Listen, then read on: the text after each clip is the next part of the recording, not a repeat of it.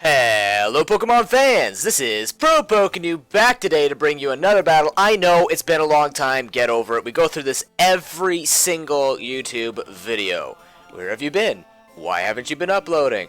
And none of you actually ask, I just assume that you guys should be asking because that's how loyal and how much you love me, but hey, not a big deal. Regardless, we got a little cup match today against a person by the name of DanMan259, a guy from stream. Very, very good battler. Also, second place in our Pro Pokeball. And if you want to watch anything about the Pro Pokeball or any of my content, you can find a lot of it on twitch.tv/ProPokeNoob. But anyways, this is a Little Cup team that I've been building for a little bit. I haven't been doing Showdown very much at all. I've been doing more of the Pokemon TCGO. You'll be seeing some videos of that coming out in the next little while. But I have been, whenever I get the itch, I'll think about, okay, I'll do some Showdown maybe here and there. But this is a battle. I really wanted to try this Little Cup team because I had seen Fury Swipe's Skill Link Apom, and I was like, okay, I really want to try this thing out. So I tried to build a team around it. I basically have Smogon sets, which is the way that I've pretty much gone at this point. Not to try and lose the creativity, but, just trying some stuff out here. I have a standard offensive rapid spin, Staryu, I have a Scarfed Magnemite, I have a physically defensive Shelmet, which I thought I was original with the Toxic Infestation and Recover. But unfortunately I'm not. And the only difference was I ran Shell Armor while you should run Overcoat for the likes of Fungus. And I'm like, okay, I'll go with the norm, run Overcoat so I could screw Fungus, because screw Fungus. This is a Nasty Plot sweeping Krogunk, and then a standard defensive... Is it defensive? Yeah, it's the defensive. It's a quote-unquote defensive Snubble, but it runs max attack and, runs Play Rough and Earthquake. But my opponent's team looks a little scary. You can definitely see that he has the Torchic shenanigans going on there. I am mainly concerned about Torchic giving it into either Mienfoo or Gible. Not too much about... you think I'd be worried a little bit about Honedge, but I mean, between Staryu and Magnemite, I can pretty much just do a lot of damage to it. I know it's not the absolute bulkiest on the special side, so I know I can just smack it in with that. And then last time I checked, Wilmers were Scarfed, and it just happens to be, I believe, the same speed tier as Magnemite, if I recall. So it might end up in a speed tie with that type of thing. But anyways, in ways of leads, I figured, you know what, his team's going to be fast. I might just leave with Torchic. I'm going to leave with Magnemite just because I do have the Volt Switch. I will be able to break its sash, just switch into something better. He does end up just tanking the hit, as he actually is going to go for the Swords Dance, knowing that he could probably tank a hit with his potential Focus Sash. And then I go into Staryu, because even if he wanted to attack, I figured maybe Torchic will be attacking. Because at this point, I honestly thought you could not run Baton Pass. I thought the Baton Pass clause was in effect in Little Cup, but it's not. You can actually still run Swords Dance with Speed Boost and Baton Pass. I'm like, okay, this is not what I expected. He's actually going to end up going into Honedge as I go for another Psychic. Because at this point, again, I did not expect Baton Pass. But he's going to go for the Shadow Sneak. It doesn't do a KO, but that, like I said, that Hydro Pump is going to be doing a lot of damage. So at this point, I'm going to make a lot of stupid switching. Going, Noob, why are you making somebody switching? I go into Snubble just to reduce its attack, see how much I can take. That +1 Shadow Sneak still does way too much, especially since I have no recovery on Snubble. That's one of its main weaknesses. So I go to Shell, I'm like, okay, I could take a hit for Iron Head. That's a lot of damage. So I'm like, okay, what's my next option? I end up going into Magnemite. He reads that, goes for the Shadow Sneak, and it's a 2-hit KO. I'm going, okay, this is getting out of hand. Let me just go back in a Snubble, take it to the face, try and kill him with the Earthquake.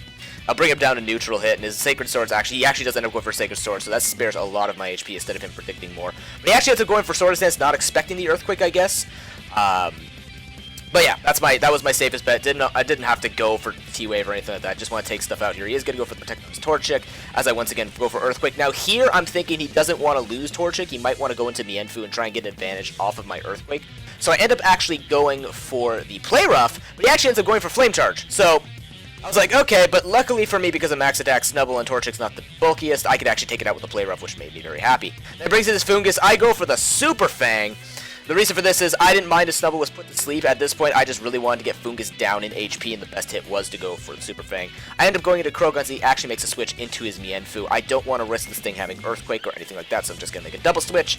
Go into my Snubble, just get another attack drop on. Also want to check for the Fake Out. It turns out he does have Fake Out. It also turns out he is a Life Orb Mienfoo, which, I'm surprised about now because I've seen so many Eviolite ones. But he's going to go for Mienfoo. He doesn't kill me, which actually makes a big difference here, because now he has to go into Wailmer, and I get to see if he has any type of item. He actually ends up going for Water Spout. I do get to scout that. I'm thinking, okay, it's probably Scarf, Water Spout. That's what I should be fearing. So I can go to Apom, threaten him with a Fake Out, because that will weaken his Water Spout power. He actually goes into Gible. And I find out this Gible has Rough Skin as well as Rocky Helmet, which is terrible for a Skill Link Apom. with Fury Swipes. It's just too much damage, too much recoil damage. So I'm going to go into Chomp. He actually ends up going for Outrage. I expected more defensive one because that's what I'm used to. I'm not used to an offensive one, but I mean, what am I used to? I haven't played this game in a very long time. So he actually is going to take me out with the Outrage. He only gets 2 turns. I go into Staryu. I know I'm faster. Go for a Hydro Pump. Take him out. At this point, if you switch into Whalmer, it's still damage. It still weakens his Water Spout. Whatever. He goes into Foongus. I end up going for Psychic. I'm like, okay.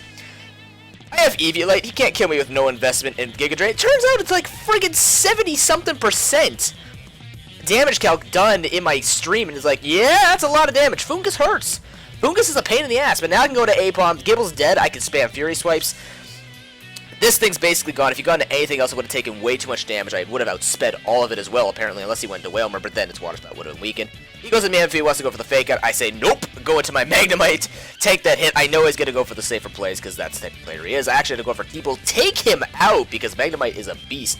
And his last Pokemon is Whalmer. I'm expecting a Speed type, but it turns out he is not Scarfed. He was actually, I want to say he said it was like some type of rest set. I know it wasn't. I also think it's Specs, but I'm pretty sure Specs is incorrect. I think he said he was some type of rest set, so he could boost up his Water Spout and stuff like that. But nonetheless, GG, damn man, that was an excellent match. Thank you very much. Comment, rate, and subscribe, everyone. I hope you enjoyed this battle. That's how I end battles. Like I was like, oh my god, just keep saying stuff until I figure out how I end my videos. But yeah, definitely this team. I might be using this team more often. I seem to be finding a lot of success with my Little Cup teams. I don't know what it is, but I really do enjoy my Little Cup teams. And then there was that one Wooper team, which, you know what, Wooper, try it out. If you haven't tried out Wooper, try out a Curse Wooper set with some very good support on your team. It's actually hilarious with Unaware. You set up while your opponent cannot break it, and then, you know, make a really bulky Wooper and just start setting up in front of the face. It's actually quite fun. If you guys could think of a team or some synergy that goes well with the Wooper, let me know, because I really do want to make Wooper work. Mainly because of the Unaware Curse. But anyways, thank you very much for watching, guys. I'll see you next time. Have an excellent day, and peace.